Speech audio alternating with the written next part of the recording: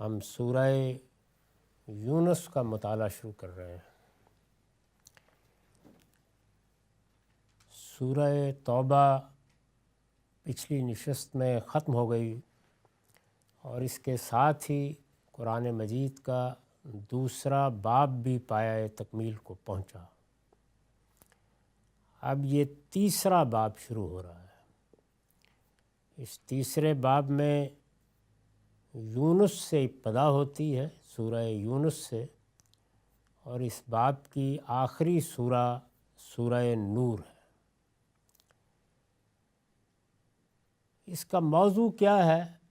اس پورے باب میں جو مضمون زیر بحث آیا ہے، جس چیز کو موضوع بنایا گیا ہے، اسے میں نے اس طرح بیان کیا ہے: قریش کو انذار، نبی صلی اللہ علیہ وسلم اور آپ کے ماننے والوں کو غلبہ حق کی بشارت اور ان کا تزکیہ و تطہیر۔ یعنی قریش مخاطبین ہیں، ان کو اس میں خبردار کیا گیا ہے۔ پیغمبر جب اپنی دعوت پیش کرتے ہیں تو اس دعوت کے لیے قرآن کی تعبیر انذار ہے۔ وہ خبردار کرتے ہیں، متنبہ کرتے ہیں، بیدار کرتے ہیں۔ نبی صلی اللہ علیہ وسلم اور آپ کے ماننے والوں کو یہ بشارت دی گئی ہے کہ تم پیغمبر کے ساتھی ہو، اللہ کے آخری رسول کے ساتھی ہو، تمہیں ہر حال میں اس سرزمین میں غلبہ حاصل ہو جانا ہے۔ اللہ کا فیصلہ ہے اور اللہ نے وعدہ کر لیا ہے کہ وہ تمہیں اس سرزمین کا اقتدار بخشے گا۔ اس کو تفصیل سے بیان کیا ہے، اور پھر یہ انہی الفاظ میں سورہ نور میں زیر بحث آئے گا، جو اس باب کی آخری سورہ ہے۔ اور تیسری چیز یہ کہ اس میں مسلمانوں کا تزکیہ و تطہیر ہے۔ پورے قرآن مجید میں اسی طرح ہوتا ہے، مخاطبین کے لحاظ سے موضوع میں تبدیلی تو آتی ہے، لیکن مسلمان جب بھی مخاطب ہوں گے، اصلاً مخاطب ہوں یا ضمنی طور پر مخاطب کیے جائیں، اصلی مقصود یہی ہوتا ہے کہ ان کے تزکیہ و تطہیر کے لیے انہیں ہدایات دی جائیں، اس لیے کہ یہی دین کا مقصد ہے۔ تزکیہ و تطہیر یعنی لوگوں کو پاکیزہ بنانا۔ اس کے دو پہلو ہیں۔ ایک یہ کہ اس وقت جو پیغمبر صلی اللہ علیہ وسلم کی جماعت بن گئی تھی، اس کی تطہیر کی جائے، اسے منافقین سے، منکرین سے پاک کر لیا جائے، تاکہ اللہ کی جو بشارت ان کے لیے ہے وہ ظہور پذیر ہو سکے۔ اور دوسرے یہ کہ ان کے دل و دماغ کا تزکیہ کیا جائے، ان کے علم و عمل کا تزکیہ کیا جائے۔ اس مقصد کے لیے اللہ تعالیٰ امتحانات سے بھی ان کو گزارتے ہیں اور اپنی شریعت بھی دیتے ہیں، تاکہ وہ ہر لحاظ سے پاکیزہ زندگی بسر کرنے کے قابل ہوں۔ اور چونکہ اللہ تعالیٰ کے ہاں انتخاب کی بنیاد یہی پاکیزگی ہے، اس لیے وہ اللہ کی جنت کے لیے، اللہ کی اس ابدی بادشاہی کے لیے منتخب کر لیا جائے۔ تو یہ چیز ہے جو اس پورے باب میں زیر بحث رہے گی۔ چنانچہ میں نے اس پورے باب کا جو تعارف لکھا ہے اس کو اب میں پڑھ رہا ہوں۔ یہ قرآن مجید کا تیسرا باب ہے۔ اس میں یونس سے، اور یہ یونس 10ویں سورہ ہے، یونس سے النور تک، اور یہ سورہ 24 ہے۔ 15 صورتیں ہیں اس پورے باب میں۔ ان صورتوں کے مضامین سے معلوم ہوتا ہے کہ ان میں سے پہلی 14 صورتیں، یعنی 15 میں سے 14 صورتیں ام القریٰ مکہ میں، اور آخری سورہ نور ہجرت کے بعد مدینہ میں نازل ہوئی۔ قرآن مجید کے 7 ابواب میں یہی طریقہ ہے، یعنی ان کی ابتدا مکی صورتوں سے ہوگی اور خاتمہ ایک یا ایک سے زیادہ مدنی صورتوں پر ہوگا۔ قرآن مجید کے دوسرے ابواب کی طرح یہ چیز اس باب میں بھی ملحوظ ہے کہ یہ مکی صورتوں سے شروع ہوتا ہے اور ایک مدنی سورہ پر ختم ہو جاتا ہے۔ اس کے مخاطب یہ طے کرنا ہر جگہ ضروری ہے، سورہ میں بھی باب میں بھی کہ خطاب کس سے ہے، قریش مکہ سے ہے، مشرکین عرب سے ہے، اہل کتاب سے ہے جو اس وقت یثرب میں تھے یا جزیرہ نما عرب میں تھے، مسلمانوں سے ہے، نبی صلی اللہ علیہ وسلم سے کس سے خطاب کیا گیا ہے؟ کیونکہ قرآن مجید مخاطبت کے اسلوب میں ہے، یعنی اس میں عام کتابوں کی طرح توحید پر یا آخرت پر ابواب قائم کر کے کوئی چیز بیان نہیں کی گئی، اس پہ خطاب کیا گیا ہے۔ جس طرح کہ ایک خطیب خطبہ دیتا ہے وہی اسلوب ہے۔ اس کے مخاطب اصلاً قریش مکہ ہیں۔ اہل کتاب کو انہی کے ضمن میں بعض موقعوں پر تنبیہ کی گئی ہے، یعنی وہ کہیں ضمناً زیر بحث آئے ہیں اور ان کو بھی تنبیہ کی گئی ہے۔ کیوں؟ اس لیے کہ ان صورتوں کے زمانہ نزول میں، یعنی یہ جو پورا باب ہے 15 صورتوں کا، ان کے زمانہ نزول میں وہ بھی قریش کی حمایت اور نبی صلی اللہ علیہ وسلم کی مخالفت کے لیے میدان میں آ چکے تھے۔ وہ چونکہ آ گئے ہیں، ابھی سامنے تو نہیں آئے لیکن پشت پناہی کر رہے ہیں، مختلف چیزیں القاء کر رہے ہیں، مختلف سوالات اٹھا رہے ہیں، یہ کہہ رہے ہیں کہ یہ چیزیں پوچھیے اور یہ جانیے۔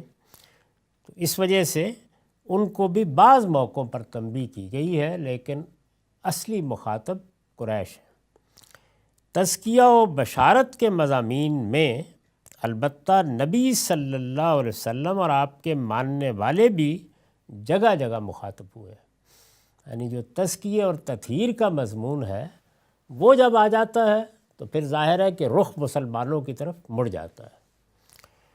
تو اس میں مسلمان جماعت کی حیثیت سے بھی مخاطب ہوئے ہیں اور نبی صلی اللہ علیہ وسلم بھی، بلکہ سورہ طٰہٰ میں تمام تر خطاب آپ ہی سے، یعنی نبی صلی اللہ علیہ وسلم ہی سے کیا گیا ہے۔ پوری سورہ کا اصل خطاب ہی رسول اللہ صلی اللہ علیہ وسلم سے ہے۔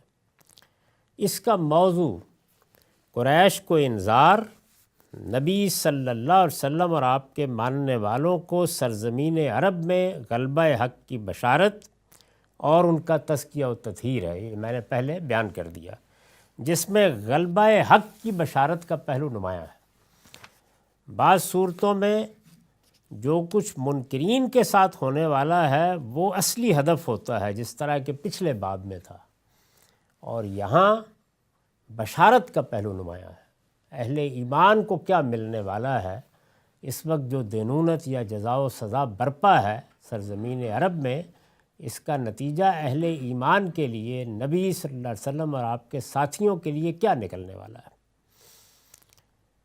یہ آپ کے علم میں ہے کہ ہمارے ہاں صورتوں کو جوڑا جوڑا کر کے سمجھا گیا ہے، یعنی یہ پیئرس کی صورت میں ہے، اسی طرح رکھی گئی ہیں قرآن میں دو دو صورتیں، ان کے مضامین کی مناسبت سے ان کے جوڑے بنا دیے گئے ہیں مضمون کی مناسبت سے، اور بعض موقعوں پر مضمون کی مناسبت سے آگے ان کے اسلوب کی مناسبت بھی بڑی نمایاں ہوتی ہے۔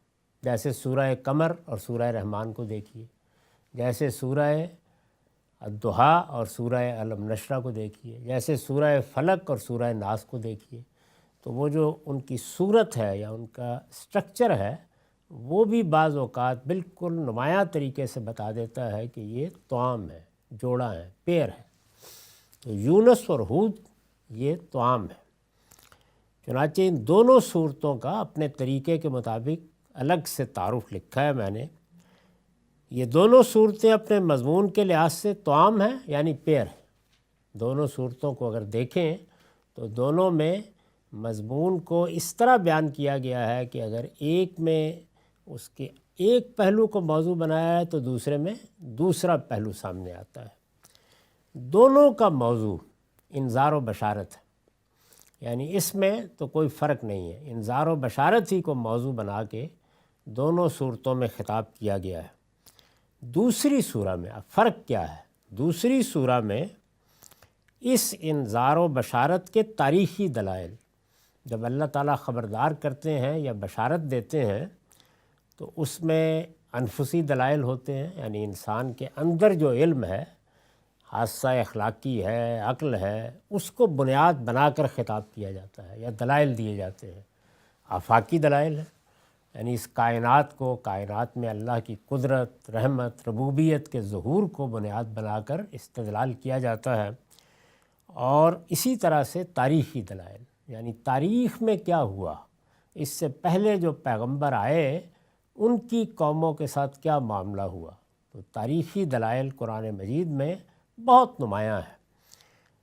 تو یہاں کیا ہے کہ دوسری سورہ میں اس انذار و بشارت کے تاریخی دلائل البتہ زیادہ تفصیل کے ساتھ بیان ہوئے ہیں، یعنی یہاں تاریخی دلائل کا اجمال ہے سورہ یونس میں، اور اس کے بعد جو ہود ہے اس میں وہ بہت ہی زیادہ نمایاں، بہت ہی زیادہ تفصیلی طریقے سے آئے ہیں۔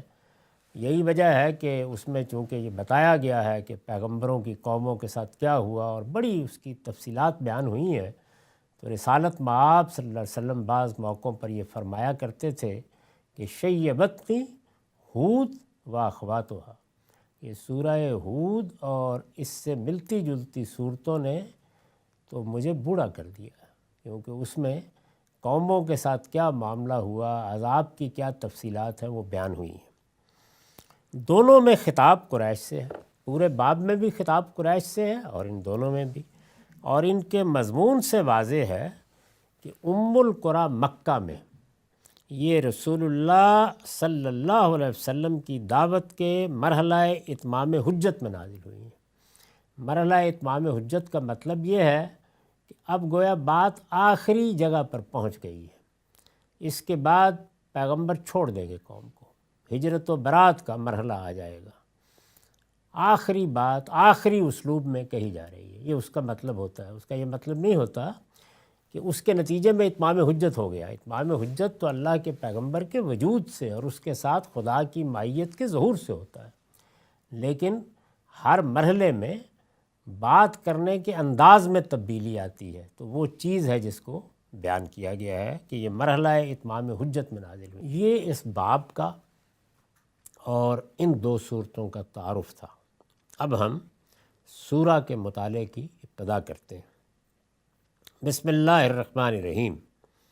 الف لام را، تلک آیات الکتاب الحکیم، کان للناس عجبا ان اوحینا الی رجل منہم ان انذر الناس وبشر الذین آمنوا ان لهم قدم صدق عند ربهم قال الکافرون ان ھذا لساحر مبین۔ یہ سورہ الف لام را ہے، یہ اس کتاب کی آیتیں ہیں جو سراسر حکمت ہے۔ کیا ان لوگوں کا اس پر حیرانی ہو گئی کہ ہم نے انہی میں سے ایک شخص پر وحی کی ہے کہ لوگوں کو خبردار کرو، اور جو مان لیں انہیں خوشخبری پہنچا دو کہ ان کے لیے ان کے پروردگار کے پاس بڑی عزت کا مرتبہ ہے۔ اس حقیقت کو سمجھنے کے بجائے ان منکروں نے کہہ دیا کہ یہ شخص تو کھلا جادوگر ہے۔ یہاں سے سورہ کی ابتدا ہو رہی ہے۔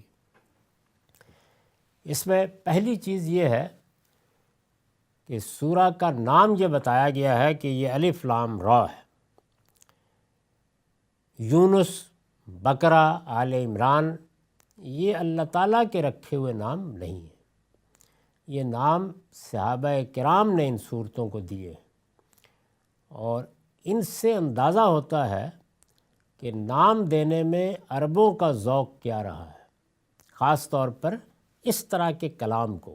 یعنی ایک تو یہ ہے نا کہ کتاب اس طرح کی ہے کہ جس میں جیسے ہم کتابیں لکھتے ہیں، یہ توحید کا باب ہے، یہ آخرت کا باب ہے، یہ نبوت اور رسالت کا باب ہے، تو اس میں تو وہی عنوان ہونا چاہیے۔ لیکن قرآن مجید چونکہ مخاطبت کے اسلوب میں ہے، تو اس لیے اس میں مضامین الگ الگ کر کے نہیں بیان ہوتے، اس میں اصلاً ایک خطبہ ہوتا ہے، انذار کا خطبہ، بشارت کا خطبہ، اللہ تعالیٰ کے عذاب کو بیان کرنے کے لیے خطبہ۔ تو جب خطبہ دیا جاتا ہے تو اس میں توحید بھی زیر بحث آ جائے گی، قیامت بھی آ جائے گی، رسالت بھی آ جائے گی، شریعت کا موضوع بھی آ جائے گا، سب چیزیں ہوں گی۔ اور ایک چیز کو ہدف بنا کے جس طرح ایک خطیب گفتگو کرتا ہے اور وہ اپنے مخاطبین کو بھی بدلتا ہے، اپنے اسلوب کو بھی تبدیل کرتا ہے، اس میں زیر و بم بھی آتا ہے، نشیب و فراز بھی آتے ہیں، بالکل وہی صورت قرآن مجید کی ہے، جس طرح کہ ایک خطیب گفتگو کر رہا ہوتا ہے۔ یہی اسلوب عربوں کے ہاں سب سے مؤثر اسلوب سمجھا جاتا تھا، یعنی وہ دور تھا کہ جس میں دو ہی اصناف تھیں جن میں اعلیٰ ترین ادب تخلیق ہوتا تھا، ایک شاعری اور دوسرے خطبات۔ تو قرآن نے ان میں سے خطبات کے اسلوب کو اختیار کیا۔ شاعری کے بارے میں تو یہ کہہ دیا کہ نہ یہ پیغمبر کے شایان شان ہوتی ہے، اگر کوئی شعر کہنے والا یا شاعری کرنے والا یہ خیال کرے کہ وہ پیغمبر ہے تو اسے استغفار کرنی چاہیے، کیونکہ اللہ تعالیٰ نے اس کو معیار کے طور پر بیان کر دیا ہے۔ اور اس طرح فرمایا ہے کہ رسول اللہ صلی اللہ علیہ وسلم کے بارے میں جب یہ کہا لوگوں نے، قرآن مجید کے آہنگ اور اس کے الفاظ کی موسیقی اور اس کے اندر جس طرح کی مناسبت اور جس طرح کا توازن ہے اور جو شان ہے اس کو دیکھ کر بعض لوگوں نے کہا کہ یہ شاعری ہے۔ تو قرآن مجید نے یہ کہا کہ وَمَا عَلَّمْنَهُ الشِّعْرَ وَمَا يَنبَغِي لَهُ، ہم نے پیغمبر کو شعر کہنے کی کوئی صلاحیت نہیں دی اور شعر کہنا پیغمبر کے لیے موضوع بھی نہیں، یعنی یہ بات بھی واضح کر دی گئی تاکہ ہمیشہ کے لیے ہر شخص کو معلوم رہے کہ پیغمبر کے لیے کیا چیز شایان شان ہے اور کیا شایان شان نہیں ہے۔ تو یہ میں عرض کر رہا تھا کہ جو ان کے ہاں خطبات کا طریقہ تھا، قرآن نے اسی صنف کو لے کر گفتگو کی ہے، اور اس میں نام دینے کے لیے کوئی علامت مقرر کر لی جاتی تھی اور نام دے دیا جاتا تھا۔ اب ایک سورہ میں یونس علیہ السلام کا ذکر ہو گیا، کہیں ذکر ہو گیا ہے، یہ ہو سکتا ہے کہ وہ اصل مضمون سے بالکل غیر متعلق ہو، یا سورہ بقرہ اتنی بڑی سورہ ہے، اس میں بڑے غیر معمولی مضامین آئے ہیں، ایک جگہ کے اوپر وہاں اس گائے کا ذکر آ گیا ہے جس کے ذبح کرنے کا حکم دیا گیا تھا۔ بقرہ گائے کو کہتے ہیں عربی زبان میں۔ یا اسی طریقے سے سورہ آل عمران غزوہ احد پر ایک جامع تبصرہ ہے، اور مسلمانوں کے تزکیہ و تطہیر کا مضمون ایک خاص مناسبت سے بہت شان کے ساتھ زیر بحث آیا ہے، لیکن ایک جگہ پر آل عمران کا لفظ آ گیا ہے، تو اسی کو ذرا نمایاں دیکھ کے علامت کے طور پر صحابہ نے یہ نام رکھے۔ اور ان کی جب ہم تاریخ پڑھتے ہیں تو اس سے بھی معلوم ہوتا ہے کہ شروع میں ایسے ہوتا تھا کہ کوئی سورہ پڑھی جا رہی ہے یا کسی سورہ کا حوالہ دیا جا رہا ہے، تو کسی سے پوچھا کہ کس کا ذکر کر رہے ہو، تو انہوں نے کہا کہ وہ سورہ جس میں بقرہ کا ذکر ہے۔ تو شروع میں یہ بات کہی گئی اور پھر آہستہ آہستہ وہی بقرہ نام بن گیا۔ تو یہ سمجھ لینا چاہیے کہ سورتوں کے یہ نام جو عام طور پر لوگ لیتے ہیں، بقرہ، آل عمران، نساء، مائدہ، یہ صحابہ کے رکھے ہوئے نام ہیں۔ اللہ تعالیٰ نے سورتوں کے نام بہت سی جگہوں پر تو رکھے ہی نہیں ہیں، جیسے کہ ہمارے ہاں صنف ادب میں غزل کا کوئی عنوان نہیں ہوتا، اسی طرح سے بعض قصائد کے بھی عنوانات نہیں ہوتے جیسے کہ عربوں کے ہاں تھا۔ تو بعض جگہوں پر تو نام رکھے ہی نہیں گئے، جہاں رکھے ہیں وہاں یہ نام رکھے ہیں حروف مقطعات کی صورت میں۔ تو یہ اللہ کا رکھا ہوا نام ہے اس سورہ کا۔ یہ سورہ الف لام را ہے۔ اس پر میں نے لکھا ہے کہ اس نام کے کیا معنی ہے، یعنی کیا مطلب ہے اس کا۔ نام ہے، رکھ دیا اللہ تعالیٰ نے۔ اس کے متعلق ہم نے اپنا نقطہ نظر سورہ بقرہ کی آیت 1 کے تحت تفصیل کے ساتھ بیان کر دیا۔ یہ چونکہ اس تفسیر میں جو میں اس وقت پڑھا رہا ہوں سورہ بقرہ کے شروع میں نے بیان کر دیا ہے، تو اس کو پھر باقی جگہوں پر نہیں دہرایا گیا۔ اس کو جو لوگ تفصیل سے پڑھنا چاہتے ہوں وہاں پڑھ لیں، اس سے بھی زیادہ تفصیل سے سمجھنا چاہتے ہوں تو استاذ امام کی تدبر قرآن میں بڑی تفصیلی بحث انہوں نے اس پر کی ہے، اس کو دیکھ لیں۔ خلاصہ یہ ہے کہ عربی زبان میں یہ جو حروف تہجی ہیں، الف، با، تا، یہ عبرانی سے آئے ہیں، یعنی یہ قدیم طریقہ ہے لکھنے کا، اور اس میں چیزوں کی تصویریں بنائی جاتی تھیں۔ اب بھی دنیا کی بہت سی زبانوں میں حروف تہجی، حروف ہجا یا الفابیٹس جن کو آپ کہتے ہیں، وہ تصویری صورت میں ہوتے ہیں، تو تصویریں بنائی جاتی تھیں۔ جیسے بے ہے یا با ہے تو اس کے لیے ایک خیمے کسی تصویر، بیت گھر کسی تصویر بنا لی جاتی تھی۔ تو اس وجہ سے یہ تمام حروف کسی نہ کسی چیز کا نام ہے جتنے بھی ہیں۔ تو قرآن نے بھی بالکل وہی طریقہ اختیار کیا ہے جو صحابہ کا ذوق بعد میں سامنے آیا، اور وہ یہ کہ کسی نمایاں چیز کو اس کے نام سے سورہ کا نام بنا لیا ہے۔ اس کی بڑی ہی واضح مثال سورہ نون ہے، جس کو سورہ قلم بھی کہا جاتا ہے۔ اس کا نام اللہ تعالیٰ نے سورہ نون رکھا ہے۔ نون عربی زبان میں مچھلی کے لیے، مچھلی کو کہتے بھی ہیں، اس وقت بھی کہتے ہیں، اور یہ نون مچھلی کے طریقے پر لکھا بھی جاتا تھا۔ تو قدیم سے یہ تمام جو حروف ہیں یہ اپنی صورت رکھتے تھے اور چیزوں کے نام تھے۔ تو اس میں چونکہ سیدنا یونس کے مچھلی کے پیٹ میں جانے کا ذکر ہوا ہے تو سورہ کا یہی نام رکھ دیا۔ تو ان میں کوئی زیادہ معنی کے تفاحص کی ضرورت نہیں ہوتی، بس یہ سادہ سی بات ہے۔ جو کام صحابہ نے کیا ہے وہ اسی چیز کو سامنے رکھ کے کیا ہے۔ اللہ تعالیٰ نے اس کے لیے حروف کا انتخاب کیا ہے، انہوں نے ناموں کا انتخاب کر لیا، کوئی فرق نہیں ہے، اصول ایک ہی۔ یہ سورہ الف لام را ہے، یہ اس کتاب کی آیتیں ہیں جو سراسر حکمت ہے۔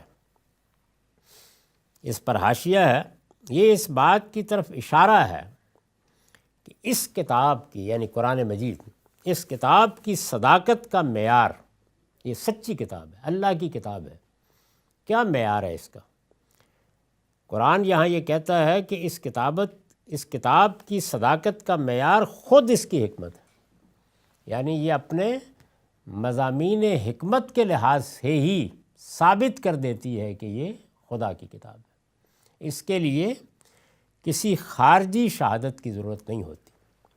یہ اس بات کی طرف اشارہ ہے کہ اس کتاب کی صداقت کا معیار خود اس کی حکمت ہے، یہ اس کے لیے یعنی اپنی صداقت کے لیے کسی خارجی شہادت کی محتاج نہیں۔ خارجی شواہد بھی پیش کیے جاتے ہیں، بہت سے ہیں، لیکن اگر وہ سب نہ ہوں تو تب بھی ایک سلیم الطبع انسان جو علم سے واقف ہے، وہ جب اس کتاب کو پڑھتا ہے تو بالکل سرنگوں ہو جاتا ہے کہ این کتاب از آسمان دیگر است، یہ دنیا میں کسی انسان کی تخلیق ہو ہی نہیں سکتی، ممکن ہی نہیں ہے، یہ واضح ہو جاتا ہے۔ کیا ان لوگوں کو اس پر حیرانی ہو گئی؟ اکان الناس عجبا ان اوحینا الی رجل منہم، کیا ان لوگوں کو اس پر حیرانی ہو گئی کہ ہم نے انہی میں سے ایک شخص پر وحی کی؟ کیا وحی کی؟ ان انذر الناس وبشر الذین آمنوا، کہ لوگوں کو خبردار کرو اور جو مان لیں ان کو بشارت دو۔ کیا بشارت دو؟ وہ آگے بیان کیا ہے۔ تو اس میں بات شروع کیسے کیا ہے؟ کیا ان لوگوں کو اس پر حیرانی ہو گئی؟ اس پر میں نے لکھا ہے، یعنی اس بات میں کہ اللہ تعالیٰ نے ایک شخص کو اٹھا کھڑا کیا کہ وہ لوگوں کو انذار کرے اور بشارت دے، تو اس میں انکار و استجاب اور حیرانی کی کیا بات ہے؟ خدا نے اپنا پیغام پہنچانے کے لیے انہی کے اندر سے ایک شخص کو منتخب کیا ہے، تو یہی قرین عقل ہے۔ یعنی اگر اللہ تعالیٰ نے کسی کو انتخاب کر کے اس کے ذریعے سے اپنا پیغام دینا تھا اور اس کو لوگوں کے لیے اسوہ بنانا تھا، تو وہ پھر انسان ہی ہونا چاہیے تھا، اور وہ کہیں باہر سے درآمد کر کے لایا جاتا، وہ لوگوں کے اندر ہی سے ہونا چاہیے تھا۔ جن کے لیے بھیجا گیا ہے انہی کے اندر سے اٹھے گا۔ یہ اس کے ماضی و حاضر اور اخلاق و کردار سے اچھی طرح واقف ہیں، اس کی راست بازی اور امانت و دیانت کو جانتے ہیں۔ پھر یہی نہیں، ان کا معلم و مرشد اور ان کے لیے نمونہ و مثال بھی کوئی جن یا فرشتہ نہیں بلکہ انسانی ہو سکتا ہے۔ چنانچہ خدا نے انہی کے ایک بہترین فرد کا انتخاب کیا ہے۔ استاذ امام کے الفاظ میں یہ گویا انہی کی زبان اور انہی کے ضمیر کی گواہی ہے جو ان کے آگے پیش کی جا رہی ہے۔ اللہ تعالیٰ جب کسی کو پیغمبر بنا کے بھیجتے ہیں تو اس میں دونوں چیزیں مقصود ہوتی ہیں، یہ کہ وہ اللہ کی ہدایت کو اتمام تک پہنچائے، اور ہر پیغمبر نے یہی کیا ہے۔ اللہ نے جو ہدایت انسان کے ضمیر میں ودیت کی ہے اس کو پورا کر دے، اس کے مضمرات کو کھول دے، اس کے اطلاقات بتا دے، تو اس کو قرآن اتمام نعمت کہتا ہے، یعنی نعمت پوری کر دی گئی، اتمام ہدایت ہو گیا۔ دوسرے جو نبیوں میں سے رسول ہیں وہ عدالت بنا کے بھیجے جاتے ہیں، قوموں کا فیصلہ کرتے ہیں۔ تو جب عدالت بنا کے بھیجے جاتے ہیں تو ظاہر ہے کہ وہ اس قوم کے اندر ہی سے ہوں گے، تو ان پر حجت پوری ہوگی، قوم ان کو دیکھ سکے گی، ان کو جان سکے گی، ان کے ماضی حال سے واقف ہوگی۔ اور ہدایت کے معاملے میں اگر انسانوں کے سامنے کوئی نمونہ پیش کرنا ہے تو وہ ان کے اندر کا شخص ہوگا تو نمونہ بنے گا، اور پھر اس نمونے کو آگے وہ منتقل کریں گے تاکہ دوسرے انسانوں تک بھی وہ پہنچے۔ تو اس کے سوا کیا طریقہ ہو سکتا تھا کہ یہ لوگ اس بات پر تعجب کا اظہار کر رہے ہیں؟